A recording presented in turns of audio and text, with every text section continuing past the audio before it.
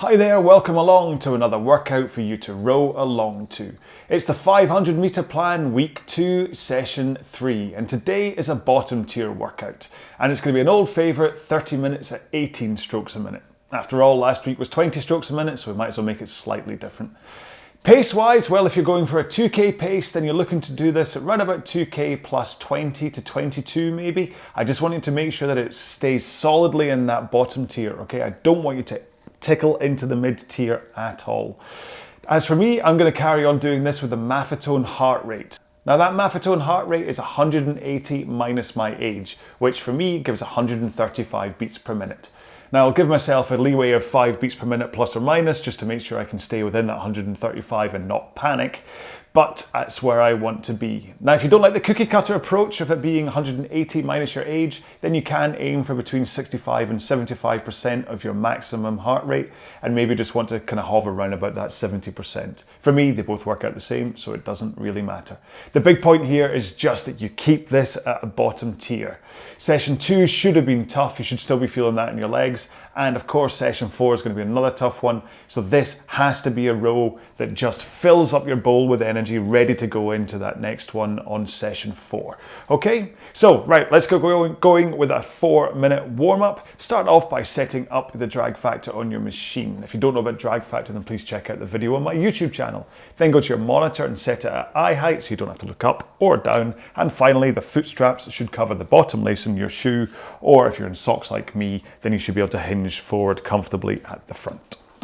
Right then, so 4-minute warm-up. You can start 18 strokes a minute at a nice gentle pace, okay?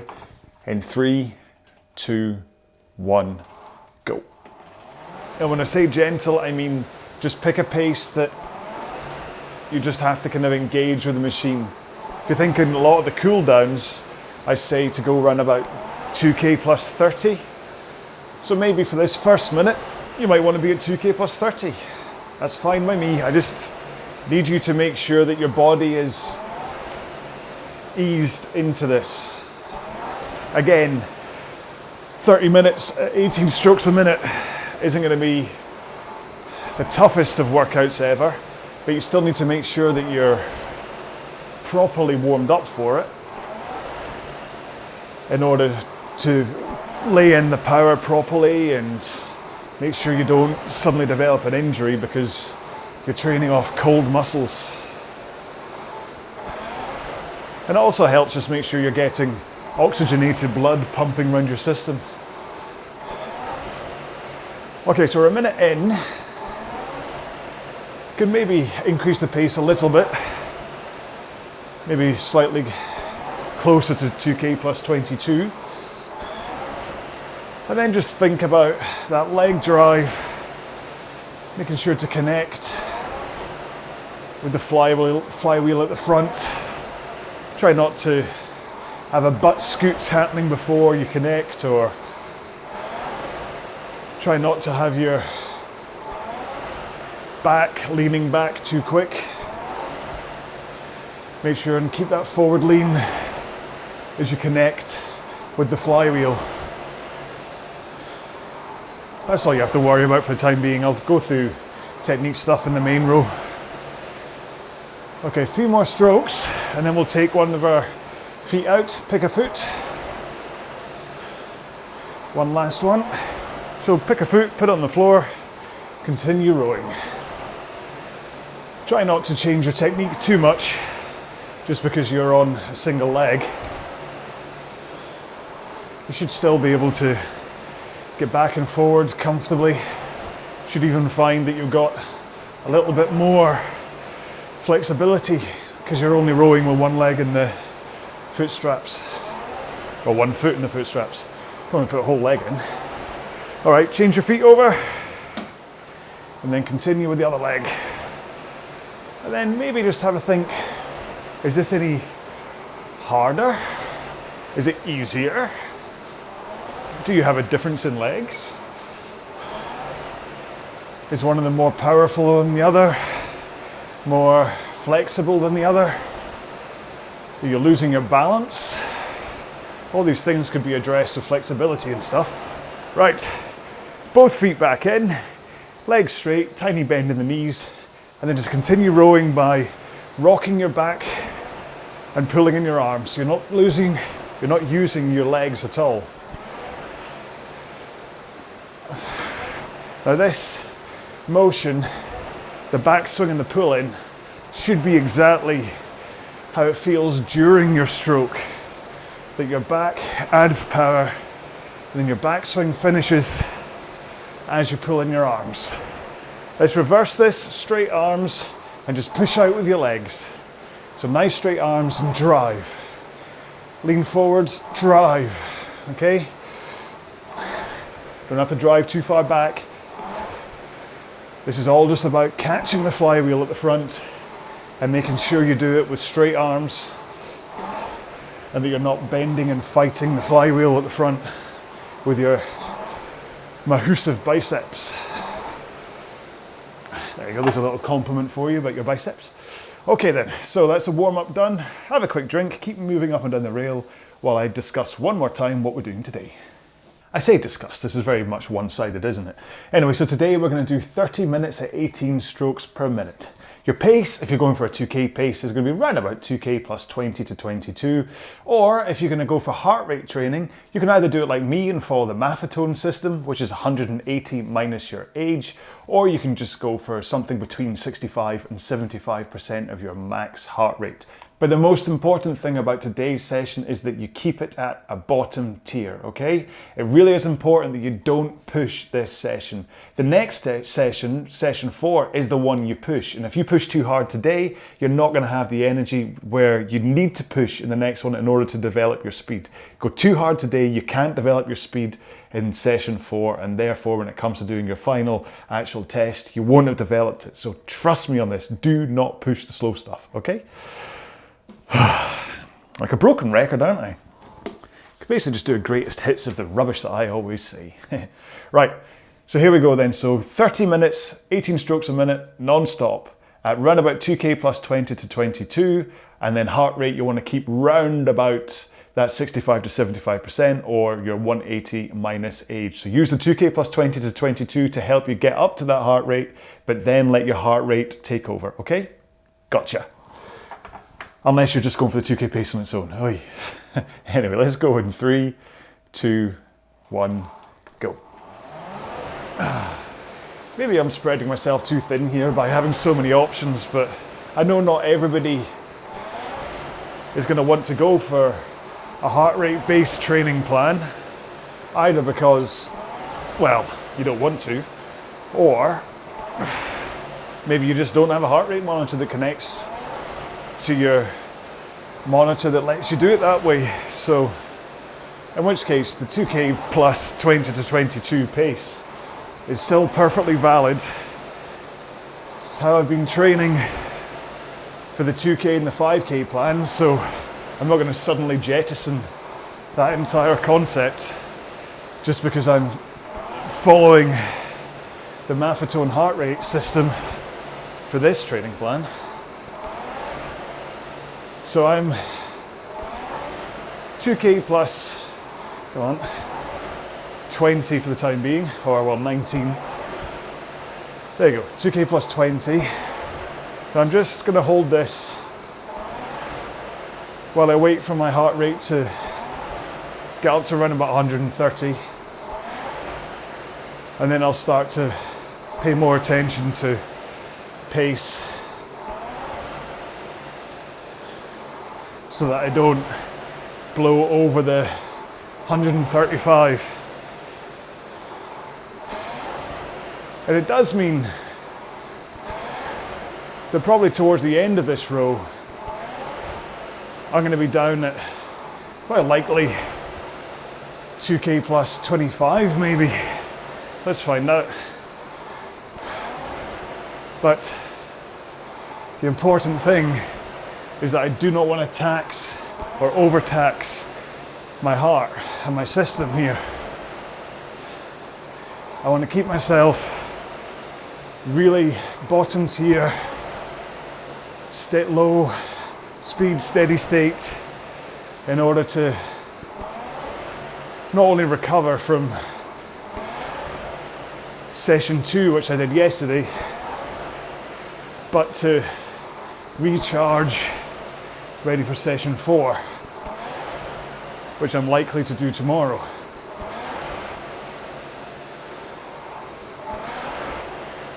Right. So,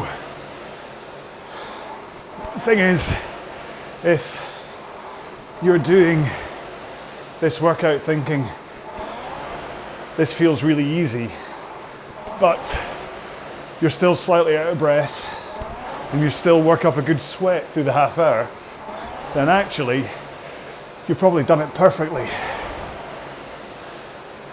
The point is, it's meant to feel bottom tier.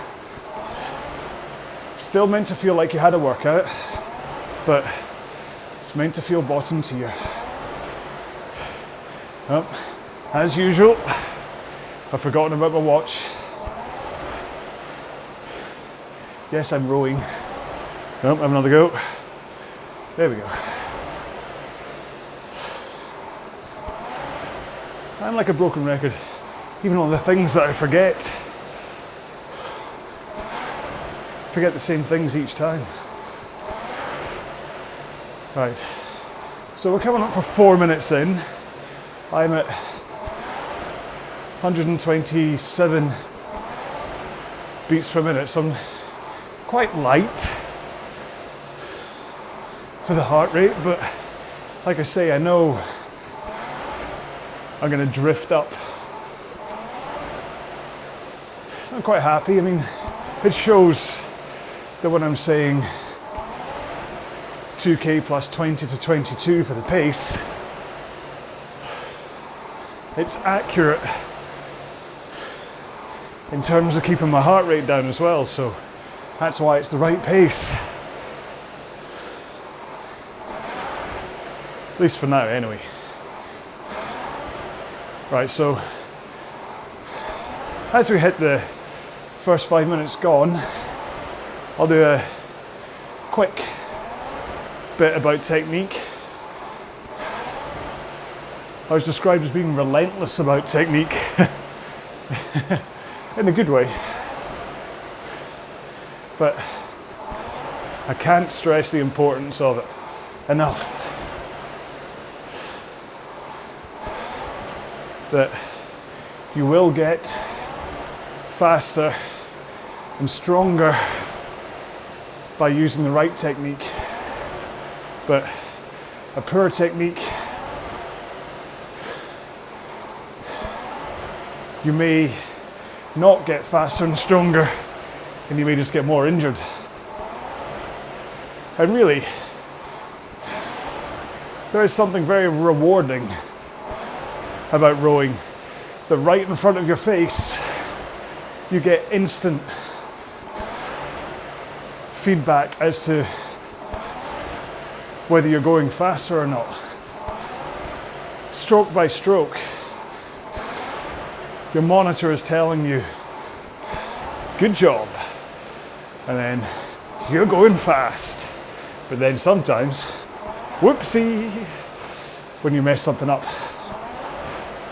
There's not that many sports that you get an instant feedback that you know how you're doing.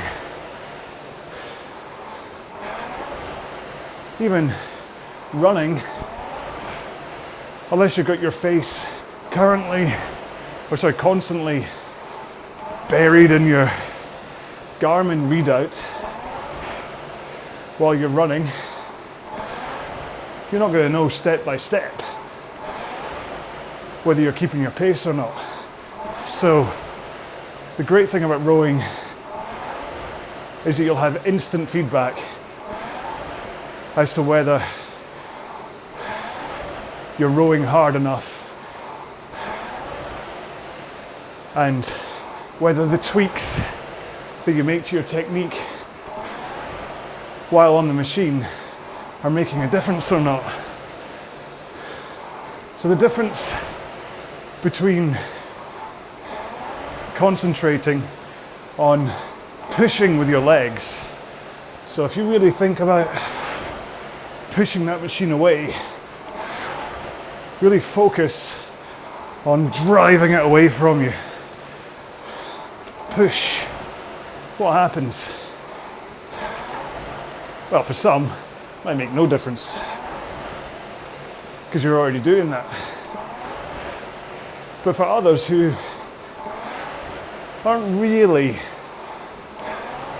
properly focusing on that push of the machine away, when they finally do, you can see your speed going up by 1 or 2 seconds. And it's the same with straight arms at the front. If you keep them nice and straight as you drive, and therefore you're not fighting the handle and the flywheel, you can see the pace go up. And then same difference for that forward lean at the front. That if you hold that forward lean as you push with your legs and have straight arms, you should see the monitor reward you with a pace increase. And if nothing else, if you're using the Concept 2, then the second button down, I think I'll try and press it. Not that you can see that, but the second button down on your monitor, if you pressed it along with me, is the force curve. And that shows how you're putting your power into the machine.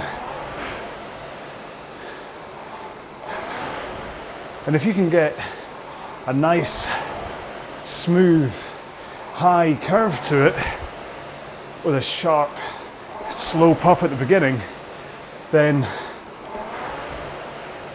you should be putting the power into the machine in a proper focus sequence manner. Whereas if it steps and bumps all over it, then chances are you're not doing that transfer of power from your legs to your back and then your arms. You're stabbing into the machine, and it makes like a Everest mountaintop.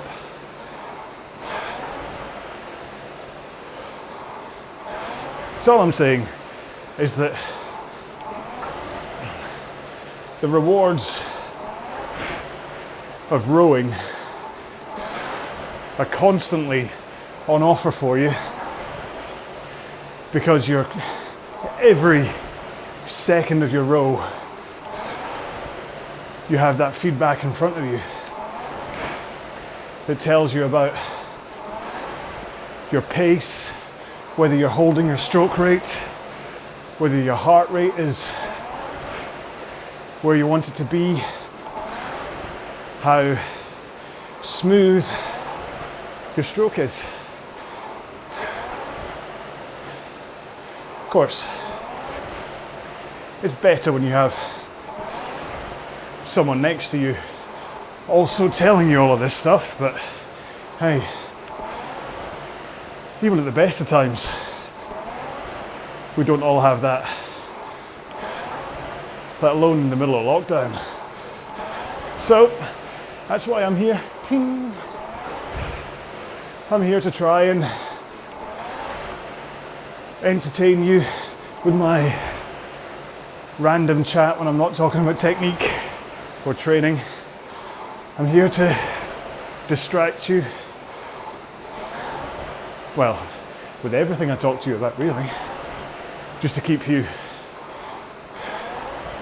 entertained and going through sessions. I mean, especially a session like this, unless you're the type that can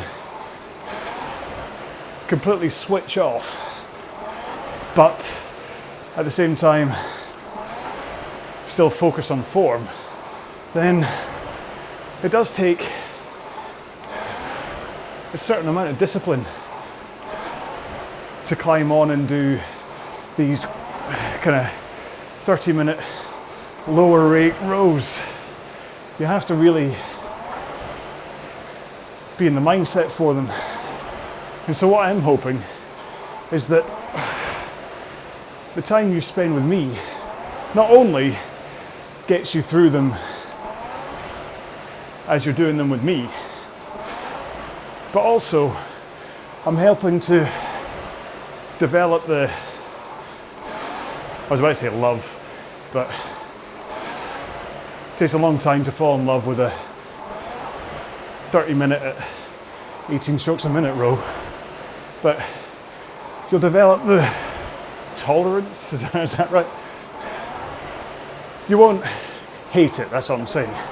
You won't look at this kind of a row and go, another long, slow one. You'll kind of develop the respect for it, that a row like this goes hand in hand with something like the Tabata Tabata Tabata.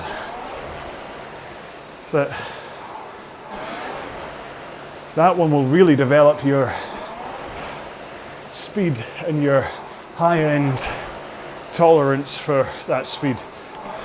But it's the row like this that gets you there. So this is the 4 walls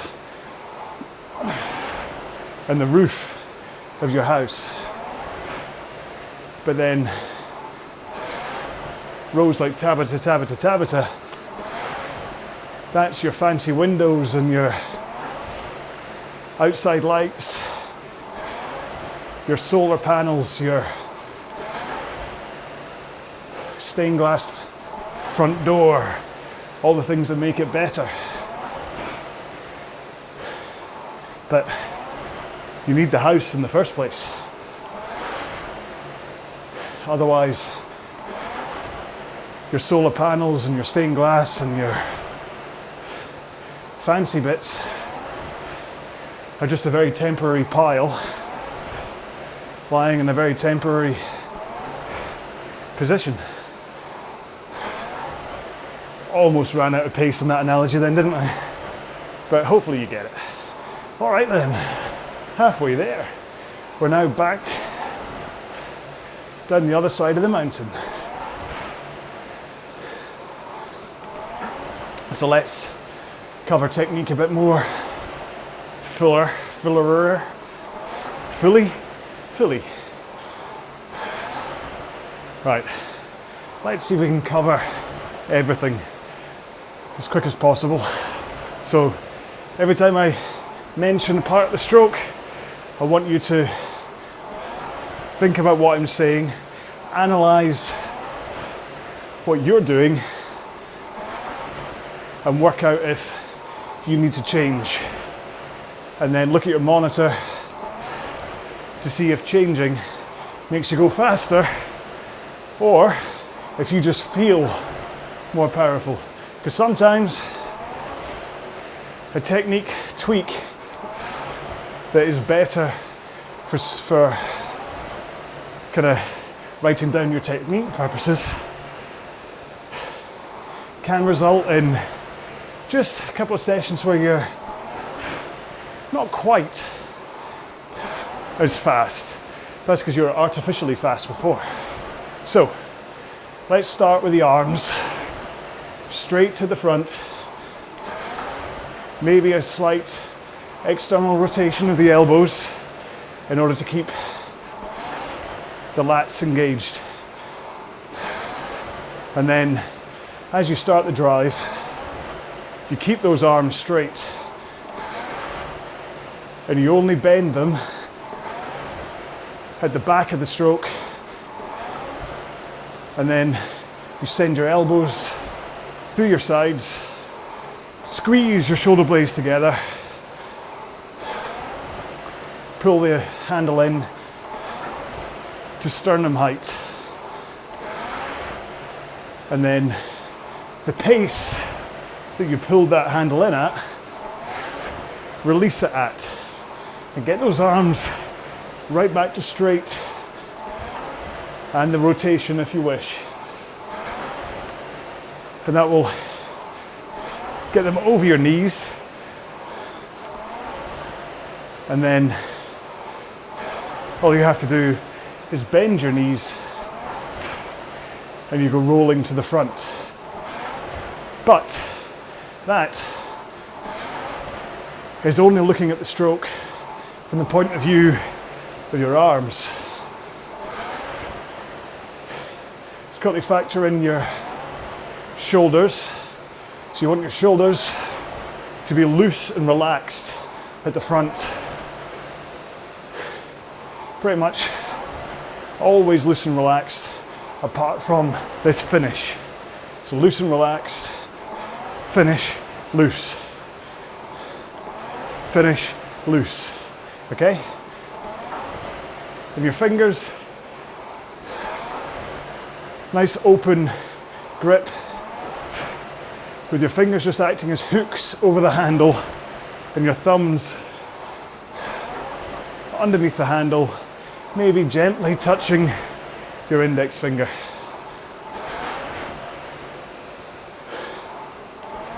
So that's your arms and your shoulders and your fingers. Next up, your back. So you want a forward lean at the front. Okay, so lean into about 1 o'clock. Right to get to the front of the machine, known as the catch. And then as you drive out with your straight arms, keep that forward lean until your legs are about halfway done with the leg drive. So forward lean, swing. And then swing into pretty much the opposite lean. So if you're in at 1 o'clock at the front, you need to be at 11 o'clock at the back. Oh, heart rate's gone up to 75%, I think. Yeah. Ease up.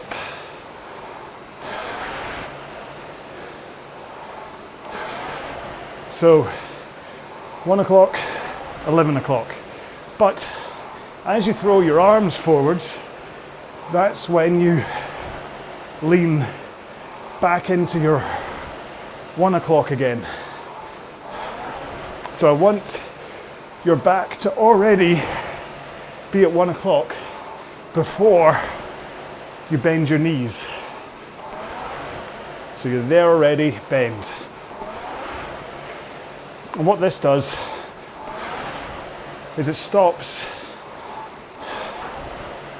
well, first off, it stops any overlean at the front, because that might happen if you're leaning forwards while rolling forwards. But also, your arms away, kicking off your forward lean, is the momentum you need in order to recover from stroke to stroke. So forward lean, drive, back, forwards, back, forwards, drive, back, forwards. So you're really hitting that backwards position for the shortest amount of time in the stroke. More than 2/3 of it are spent in that forward lean. Okay? Next up, legs. So as you approach the catch at the front of the machine, try to slide forward enough that your shins are at a vertical position pointing up. If you're having bother getting to vertical position, then do check out the rowing technique hacks video I have on this channel that describes a great way to monitor your progress as you increase that flexibility to get your shins to vertical. But try and get them to vertical. Certainly don't go past it because you change the angle of power from your drive. However, don't be worried if getting to vertical means a slight heel lift off the foot plate. That's okay, as long as you have that forward lean and you're sitting on your sit bones rather than having your hips tucked underneath you, which I'll discuss in a second. So, shins vertical, forward lean, sitting on your sit bones with good posture. So a powerful back, braced core, not ready for a punch, but braced core. You can think about your posture by imagining you're sitting on a carrot that's stuck up your backside. And so therefore, you're not wanting to snap the carrot. We're not talking a bolt upright piece of wood. You still have your lean forwards and back. But don't snap the carrot. I sell a t-shirt with that on it. Anyway. And then the other tip for posture is I have a Lego man wedged right at the top of my monitor with just his eyes peeking over, made up to look like Heisenberg from Breaking Bad. And I make sure to keep eye contact with Heisenberg. Hang on, I'll slow down stroke rate. Yeah, so I keep eye contact with Heisenberg as I drive back. And just that amount of eye contact, something to focus on in the near focus rather than looking at a wall in the distance, is enough to just straighten me up into that good posture.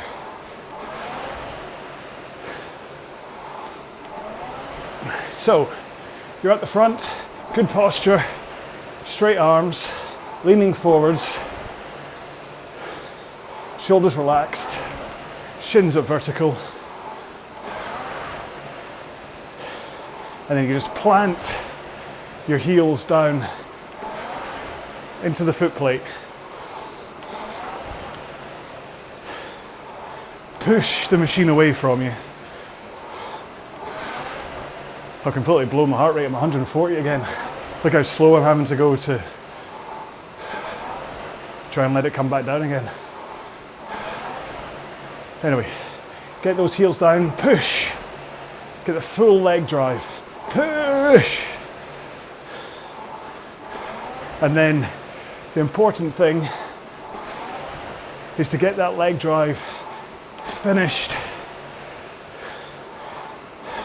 as you, or just before your body and hands come in. And that way, all of the power from your legs has gone into the machine.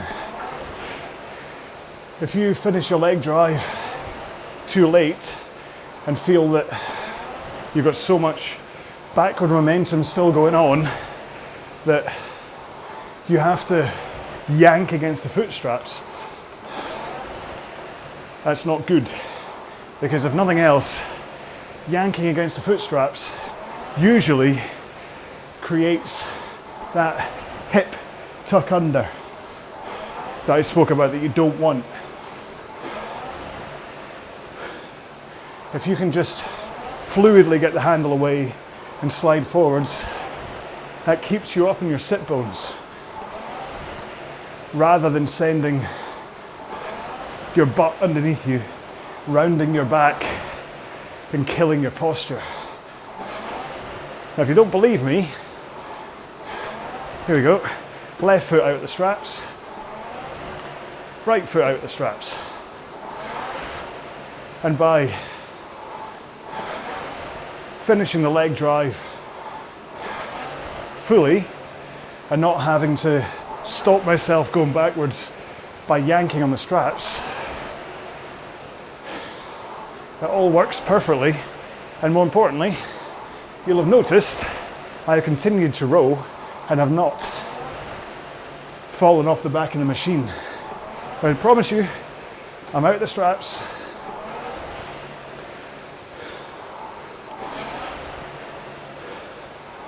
And that's the key. And to be honest, that transition of power from the drive to the back to the arms, and then from the arms to the back to the knees,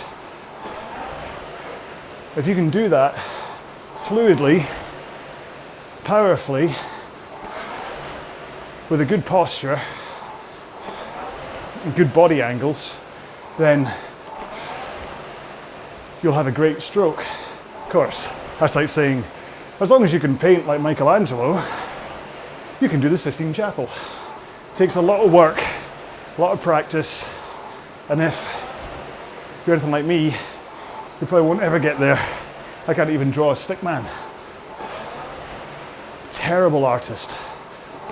It was a real shame because my dad was an award-winning painter, as in like local competitions, not like international. But I inherited absolutely zero of his artistic talent. I think all of his talent, creativity went into what I do, making TV programs, and to some extent what I do with this RowAlong stuff. But actually painting or drawing a picture, I'm useless. The kids are better at me than I am at drawing something. Right, I'm way down at 2K plus 30 right now because my heart rate had skyrocketed. But it's important to keep it bottom tier. Last stroke. There we go. So hopefully, no matter how you approach that one, whether it was a 2K plus pace or heart rate, you're feeling out of breath, a good sweat on, and going, that was a good workout. Not destroyed myself, but I'm ready for session 4.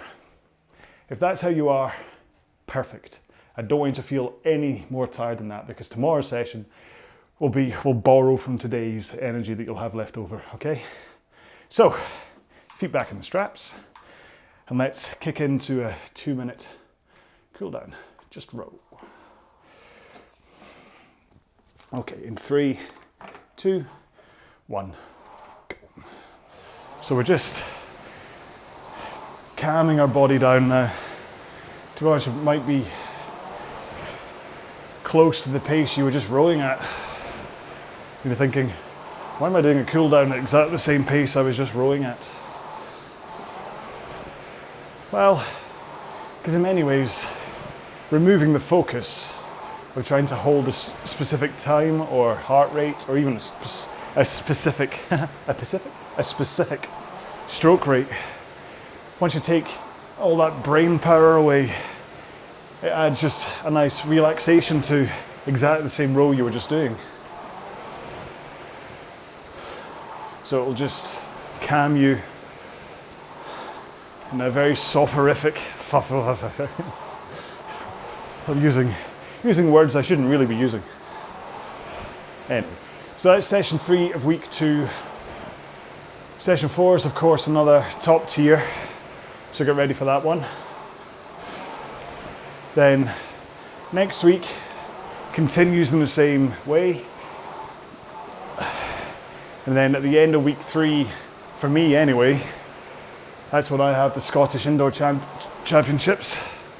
So there'll be a little mini test. There's a 500 metre row, just to see how I've been getting on over 3 weeks. I wouldn't expect to be that much faster, to be honest. I was, 132.2. I'd love it if I got under 130. But I think by the time you have race starts and just the fact I've only been doing the speed training for 3 weeks, anyway, time will tell. And then 2 weeks after that will be the end of week 5, which is the big test for the British Championships. And that'll then be the end of the 500 metre plan, I think. There's no point really going on any further than that. Okay, I'm done on the cool down. Yeah, so I hope you enjoyed today's session. It's another bottom tier. Like I say, you have to get the mentality to really respect and just buy into the process of these rows, because tomorrow's going to be so tough. I said earlier on in the row that I wasn't going to say this stuff again, and I've quite blatantly gone through and said it all over again. I'm sorry about that. So really, I'm off to get drink, food, shower, probably in that order, although I might smell a bit weird at the dinner table. And yeah, so I will see you in the next one. Last thing, I'm stalling here because I can't think of the hashtag for today. Can't really think what we came up with. I see, this is why I need like a proper big flash. We could, well, we spoke about mindset, but it seems a little bit random to have hashtag mindset, doesn't it? We did the carrot, so I'm just wasting your time now, aren't I? Hashtag, let's just go hashtag mindset, okay? Because you need the mindset to get through these things, and then maybe people go, oh, mindset, very important, yes. Or you've probably not made it this far anyway, so it's absolutely fine. I'm just ranting. I need to go back and edit my TV program. I will see you in the next one. Goodbye. Well, that was a rubbish end.